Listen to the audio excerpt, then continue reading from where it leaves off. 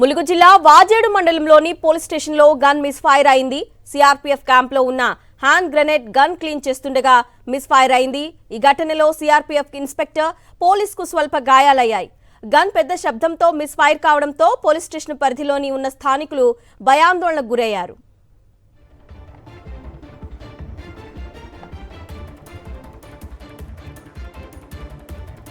ములుగు జిల్లా వాజేడు మండలంలోని పోలీస్ స్టేషన్లో గన్ మిస్ఫైర్ అయింది. సిఆర్పీఎఫ్ క్యాంప్లో ఉన్న హ్యాండ్ గ్రానైట్ గన్ క్లీన్ చేస్తుండగా మిస్ఫైర్ అయింది.